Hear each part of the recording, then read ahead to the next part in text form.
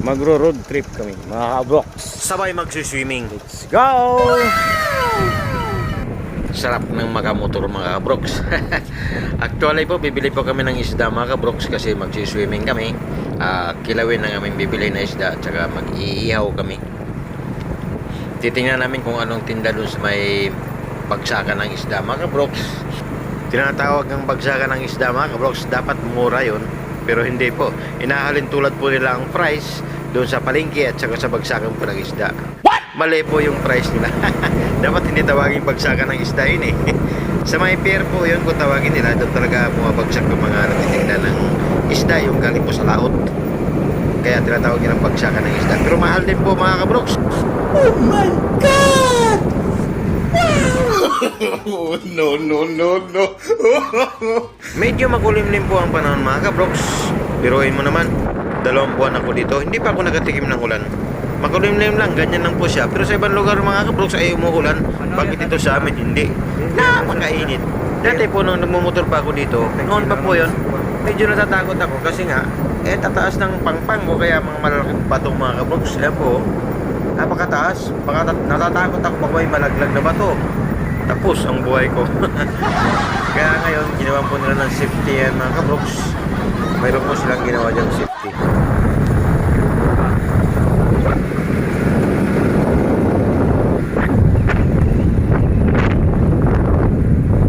Ito palit. Atong classmate. Kalang isda kayo paliton. Ilog pang isda. Isog pa ba? Pilaw noon. Anong tagko? Kaya na nato ron tayo. Kanta ko rin ron. Asa ka na? Maturo mang kilid. Pier? Wala, baka abot kayo.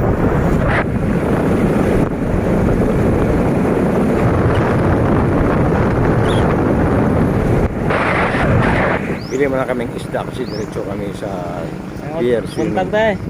Amoy sa lugbuan tayo. Nakakatakot ang tindero doon mga kabroks. Wala kami nabili doon sa una ng pinagtanungan mga kabroks. Pero may isda sila, hindi namin krusyonada, kaya lilipat kami ng pwesto. Doon lang po sa may bandang unahan po yun mga kabroks, marami pong isda doon. Asa tayo? Dire? Hinahinera. Oh my God. Ayan po. Ano ba? Nakita ko na po yung tinda ng isda. Marami po yan, pero ito yung nakursunadahan ko, parang sariwa mga kabroks eh. Kikilawin ko na lang ito mga kabroks, kung may masubra, ihawin namin. Ito na po siya. Wow! Bigyan mo akong 2 kilo niyan, ate. Yeah. Okay mga kabroks, nakabili na po kami. Kaya, motor na naman. Sarap mag-road trip mga kabroks. Pero pupunta kaming swimming mga kabroks, magsiswimming kami. Last swimming ko na po ito mga kabroks dahil nag-swimming na po kami noong nakarang buwan. Kaya last swimming ko na po ito. Kasi babalik na nung pa ako sa trabaho mga kabroks. Matagal na naman ako makauwi. No.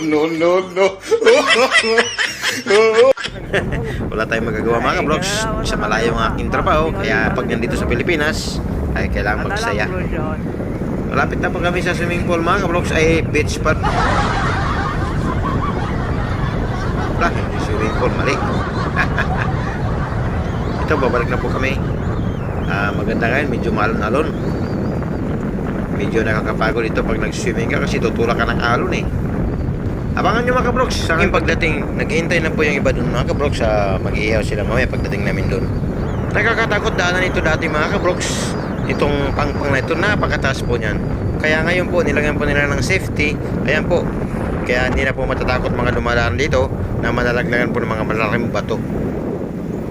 Kahit ako pag dumaan dito noon mga kabroks, natatakot ako eh. Wala pa yung mga safety na yan. Kasi nga, pag may malaglag, dati nga may nalaglagan dito mga kabroks, kaya nagkataon po yung nabagyo. Eh, durog talaga po yung kotse. Nalaglagan ng malaking tipak na bato.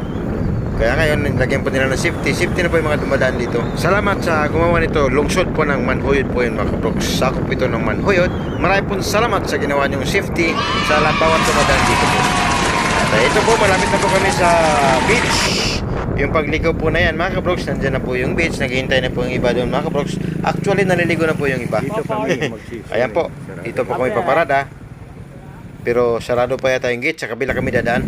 Sarado pa ang gate mga kabrox, kaya iikot kami. Yun. Iniwan muna namin yung motor doon sa harapan ng gate mga kabrox kasi sarado pa.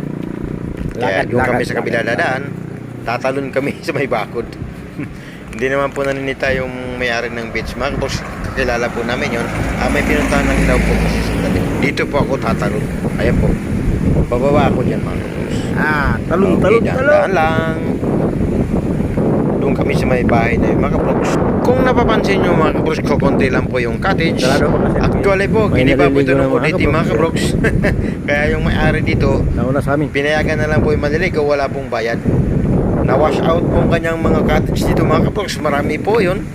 Natira na lang po, dalawa yata. Yung isang malaki tsaka isang maliit. Doon pa kami mag-iihaw.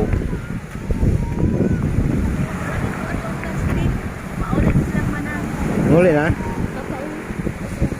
Ayun. Asa ba rin? Meron ba? Anong gamit? Mamaya po, marami pong taong darating dito mamaya.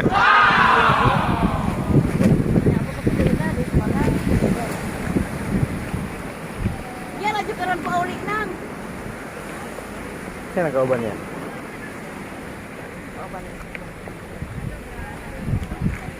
Nang. Yan na to pa ulit.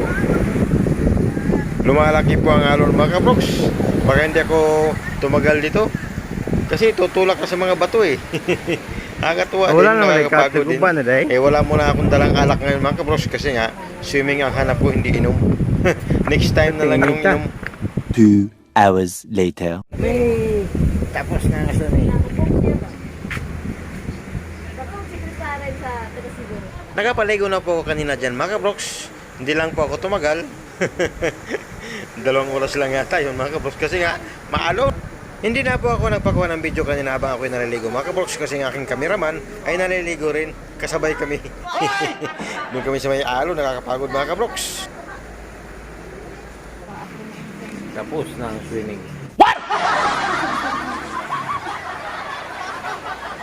Kaya lang sobrang alon. Hindi naman.